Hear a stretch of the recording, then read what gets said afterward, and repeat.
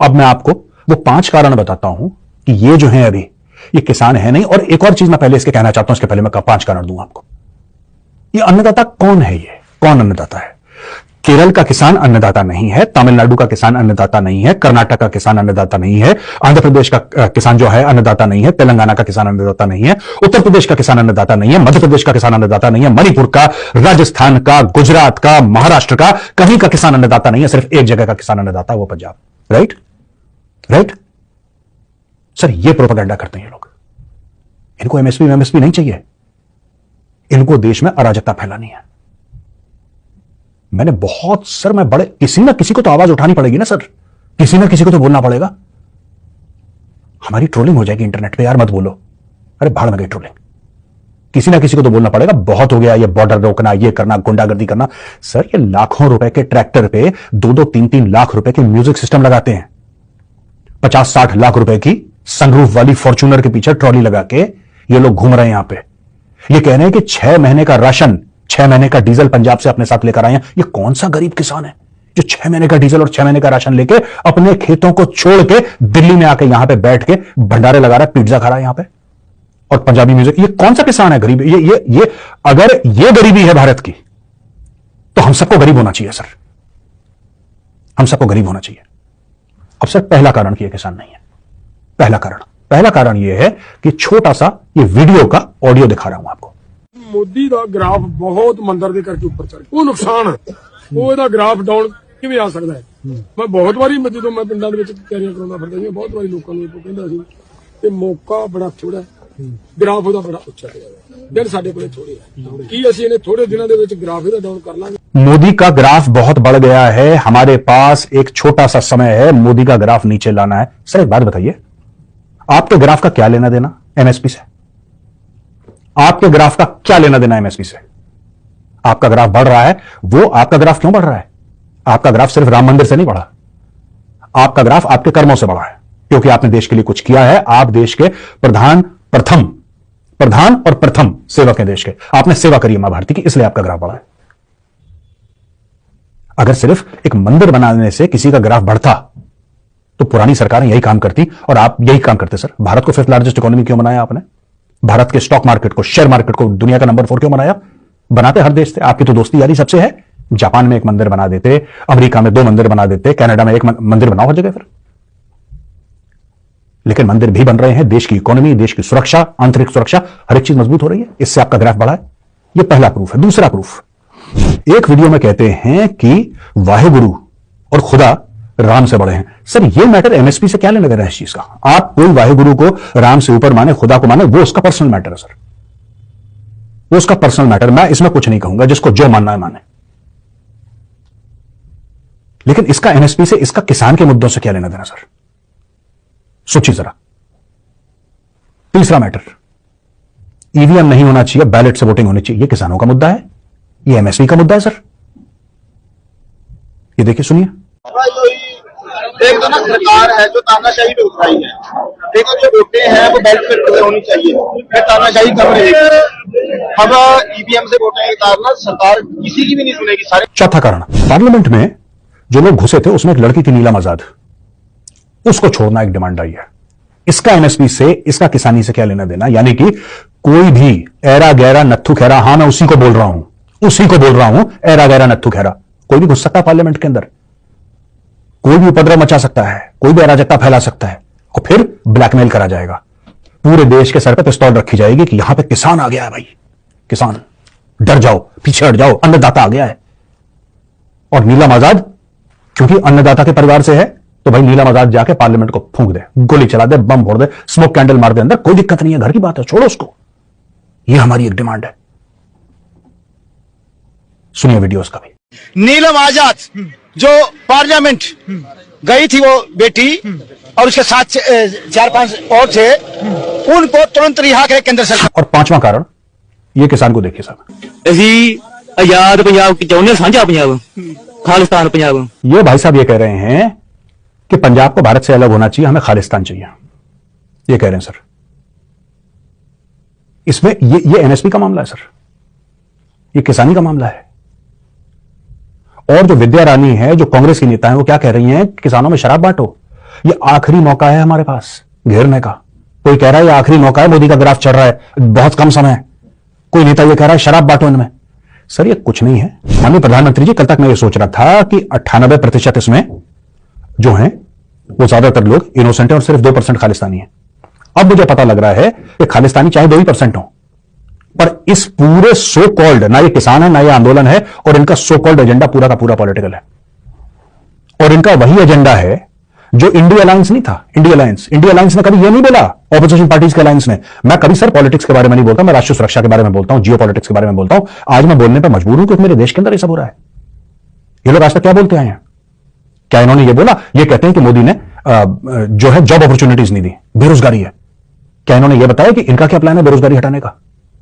कह रहे जी चीजें महंगी हो गई। भाई आपका क्या प्लान है चीजों को सस्ता करने का? ये कुछ नहीं बताया। ये सारे लोग क्यों इकट्ठा हुए? क्योंकि मोदी को हटाना इनका एक एजेंडा है और फिर आपस में लड़ पड़े। इसलिए मैं बता रहा हूं सर, ये इनके स्पॉन्सर्स हैं, राइट? और ये लोग जो हैं यहां पे, इनका क्या एजेंडा है? क्या इनका ये एजेंडा है? अभी किसी ने जो स्ट्रॉन्ग स्टेटमेंट्स हैं, जो स्ट्रॉन्ग स्टेटमेंट्स इनमें से आ रहे हैं, वो कैसे आ रहे हैं सर? ये आ रहे हैं कि भारत से अलग हो जाएंगे, ये करो, मोदी को हटाओ। इसके लिए किसान आए हैं सर। किसान जो है, जिसको हम कहते हैं अन्नदाता हमारा, वो किसान सर, उसके कुछ बीघा जमीन उसके पास, बेचारे की कमर टूट जाती है सर। 40 साल की उम्र में ऐसा लगता है जैसे 70 साल का बूढ़ा होगा, और उनको एक्चुअली प्रॉब्लम है और सरकार को उन किसानों की मदद करनी चाहिए। लेकिन ये जो आए हैं ये किसान नहीं है सर। 2-2, 3-3 लाख रुपए के म्यूजिक सिस्टम लगा के पंजाबी गाने बजाते हुए वहां से आ रहे हैं, ढंग ढंग जैसे पता नहीं दिल्ली को फतेह करने आ रखे होंगे। ये दिमाग खराब हो रखे हैं। इनको कंट्रोल करना जरूरी है सर। जिस भाषा में सवाल पूछा जाए ना, जवाब भी उसी भाषा में देना पड़ेगा। पिछली बार इन्होंने क्या करा था, बीच दिल्ली में गोल गोल ट्रैक्टर। ये सर ये चाहते ही नहीं किसानों का, ये बिचौलियों का, अड़तियों का, ये सब जितने भी लोग हैं ना, ये इन सब का गेम यहां पे चल रहा है sir. This is a highly political game, आपको भी पता है। और मैं एक और चीज कहना, आपने पिछली बार क्या बोला था सर? मोदी जी, आपने पिछली बार यह बोला था कि जब मैं तीसरी बार चुनाव जीतूंगा तब मैं जाके कुछ ऐसे फैसले लूंगा, राइट, जो कि देश को 1000 साल की प्रगति के रास्ते पर लगा देंगे। बोला था ना आपने। अब मैं आपको एक रिकमेंडेशन करना चाहता हूं सर, मेरी एक रिक्वेस्ट है आपसे, मेरी हाथ जोड़ के विनती है सर। भारत के संविधान में फंडामेंटल राइट्स और फंडामेंटल ड्यूटीज हैं, लेकिन फंडामेंटल राइट्स जो हैं वो एनफोर्सेबल हैं, फंडामेंटल ड्यूटीज नहीं। फंडामेंटल ड्यूटीज को भी आपको एनफोर्स करना पड़ेगा सर। हर समय मेरा अधिकार, मेरा हक, मेरा अधिकार, मेरा हक, ये क्या होता है सर? हर समय अधिकार अधिकार अधिकार मांगते ही रहते हैं लोग, इनके हाथी फैले रहते हैं, ये हमें दे दो, ये हमें दे दो। कर्तव्य कहां पे गया सर? इंसान का सबसे पहले कर्तव्य होता है आपके देश के लिए कर्तव्य, आपके समाज के लिए कर्तव्य, आपके घर परिवार मां बाप के लिए कर्तव्य। और man without duties is nothing sir. Rights तो जानवरों की भी होती हैं। सबसे बड़ा मैं कह रहा हूं सर, बाकी जो भी करें, लोग कहें कि ये प्रीएम्बल में ये है वो है, वो मेरा मैटर नहीं है सर, वो आप बेहतर जानते हैं मुझसे। लेकिन जो राइट्स हैं इंसान की, अगर वो एनफोर्सेबल हैं तो इंसान की ड्यूटीज भी एनफोर्सेबल होनी चाहिए। अगर अपनी कोई कर्तव्य ना निभाए भारत मां के प्रति, वो भी जेल जाए सर। ऐसा नहीं हो सकता कि आपके जो हक हैं, आपका जो हक है, जो संविधान में आपका हक लिखा है, उसके लिए तो आप कोर्ट के दरवाजे खटखटा ले, लेकिन जो आपको करना है, जो आपकी ड्यूटी है, जो आपका फर्ज है, उसकी कोई अकाउंटिंग नहीं है। आप करो ना करो, ठीक है, वो लिखा हुआ है, बस। क्यों लिखा है सर फिर संविधान में? या तो हम उसको हटा दें या उस पर भी इतनी तवज्जो दें। अगर मुझे कोई हुक्म आए कि आपको देश के लिए करना है, अगर मुझे मेजर गौरवारिया को हुक्म आए कि आपको देश के लिए करना है, ब्लडी वेल डू इट, करना पड़ेगा। पसंद आए ना आए वाला कॉलम है ही नहीं सर इसमें। It's a matter of the country, person has to do. 10 बार करेगा, सर के बल खड़ा होकर करेगा ये। और सर मेरी आपसे रिक्वेस्ट है कि आप इसको करिए। आप फंडामेंटल ड्यूटीज को आप एनफोर्सेबल करिए। ये हर दूसरे दिन कोई आ जाएगा, कोई शाहीन बाग के मामले में पूरी रोड घेर लेगा, कभी कोई किसान आ जाएंगे झूठ बोल के यहां पे। सर ये सब नहीं होता। हमने भी प्रोटेस्ट करा है सर, मैं भी ओआरओपी के प्रोटेस्ट में था। मैं आपको बताता हूं अपनी खुद की कहानी। 1 रैंक 1 पेंशन के लिए सब प्रोटेस्ट कर रहे थे फौजी, मैं भी गया। मेरा कोई लेना देना नहीं है सर 1 रैंक 1 पेंशन से। मैं शॉर्ट सर्विस ऑफिसर हूं, और फौजी अफसर को पेंशन तब मिलती है जब वो 20 साल की नौकरी कंप्लीट करता है। मैंने नहीं करी 20 साल की, मेरी 5.5 साल की नौकरी थी। मैं पेंशन मुझे नहीं मिल सकती, मैं पेंशन का हकदार नहीं हूं सर। लेकिन क्योंकि मेरे भाई थे वहां पे, मैं अपने भाइयों के साथ खड़ा रहा। मैं दफ्तर से छुट्टी लेकर गया। आज भी अपने भाइयों के साथ खड़ा हूं। लेकिन इनको, ये जो सो कॉल्ड फार्मर्स है, ये किसान नहीं है सर, ये लोग, ये जो आए, इनको और शाहीन बाग वालों को जरा मैं ये चाहता हूं सर कि आप इनको भेजें जरा, और उन फौजियों से मिलवाएं और उन फौजियों को बताएं कि जी ऐसा होता है प्रोटेस्ट जब आप करते हो। सर हम लोग चुपचाप बैठे रहे पूरे डिसिप्लिन के साथ। हमारे लीडर थे वहां पे, हमारे लीडर वहां पे बैठे रहे, हम चुपचाप बैठे रहे सर। ना एक बंदे को हमने तंग करा, ना हमने कोई रास्ता घेरा। जो जगह दी गई थी पूरे डिसिप्लिन में हमने करा सर, और काफी लंबा समय तक करा, लेकिन डिसिप्लिन में करा। किसी ने कोई अपशब्द नहीं करे, किसी ने कोई बैरियर नहीं तोड़े। बैरियर लगाने की जरूरत ही नहीं है सर। हमारे खुद की मॉरल वैल्यूज, हमारी खुद की मर्यादा, फौजियों की मर्यादा इतनी बड़ी है कि आपके 10 फुट के या सरकार के 10 फुट के बैरियर से बढ़िया हम खुद नहीं करेंगे। बैरियर लगाओ ना लगाओ डज नॉट मैटर, हम खुद नहीं करेंगे, हमें इतना डिसिप्लिन है। और हमारी मांगे मानी गई। एक तरीका होता है sir, we give the world, हमने एक तरीका बताया। अन्ना हजारे जी की जो प्रोटेस्ट मूवमेंट थी वो रामलीला मैदान में हुई, अच्छी तरीके से हुई, तमीज से हुई, कोई वायलेंस नहीं हुआ वहां पे, ढंग से हुई। कभी प्रोटेस्ट के नतीजे निकलते हैं, कभी प्रोटेस्ट के नतीजे नहीं निकलते हैं, इट्स ओके, इट्स ओके, होता है, कभी नहीं होता है, वो अलग बात है। लेकिन सर ये देश सबका है ना, और जो बात से नहीं मानते वो लात से मानते हैं। सर ये बात, ये जो दिल्ली है ना, मैं आपको एक बात बताऊं, ये जो दिल्ली है, ये जो पार्लियामेंट है, ये भारत का दिल है। और ऐसा हम किसी को इजाजत नहीं दे सकते कि भारत के दिल में आके खंजर उतारिए। पिछली बार आंसू निकल गए थे सर जब तिरंगे को नीचे उतारा, वो निपट गया। उसके बाद वो दीप संधू जो भी था वो सिंगर, वो एक्सीडेंट में खत्म हो गया। लेकिन यहां पे ट्रैक्टर फैला रहे हैं, यहां का खालिस्तान का झंडा, खालिस्तान का झंडा, तिरंगे को उतार के खालिस्तान का झंडा लगाना चाहते हो, जिंदा नहीं जाएगा कोई वापस। ऐसा हो नहीं सकता। और मैं दिल्ली के जितने भी मेरे भाई हैं और जो मेरे भाई बहन यहां पे नोएडा में है, दिल्ली, फरीदाबाद, हर जगह, मैं उनसे सिर्फ एक चीज रिक्वेस्ट कर रहा हूं, ये काम सिर्फ सरकार का नहीं है, काम सिर्फ पुलिस का नहीं है। जितना ये तिरंगा भारतीय सेना का है उतना तिरंगा आपका है। आपके सामने तिरंगे का अपमान होगा, आप खड़े रहेंगे? नहीं, आपके सामने कोई तिरंगा को जलाने की कोशिश करेगा, अपने पैरों के नीचे डालेगा, आप खड़े रहेंगे?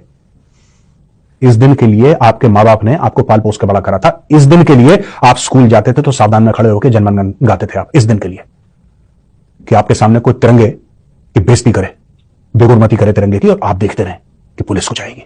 पुलिस कुछ नहीं आएगी, आपका देश है, आपका देश है। मैं अकेला हूं सर, प्रधानमंत्री जी, मैं अकेला हूं। मेरे सामने कोई हाथ लगाए तिरंगे को, मेरे सामने हाथ लगाए तिरंगे को, महादेव की सौगंध, उसकी पतंग न उड़ा दी ना मैंने, मैं अपनी शक्ल नहीं दिखाऊंगा पब्लिक में कभी। सर ये बहुत हो गया, ये बहुत हो गया। हम लोगों का ब्लैकमेल, सर पे आके बैठना, सर पे हमारे नाचना हर दूसरे दिन, और फिर बाद में विक्टिम कार्ड प्ले करना कि हमारे साथ बड़ा जुल्म हो रहा है, जुल्म हो रहा है। अभी इन्होंने जुल्म देखा नहीं है।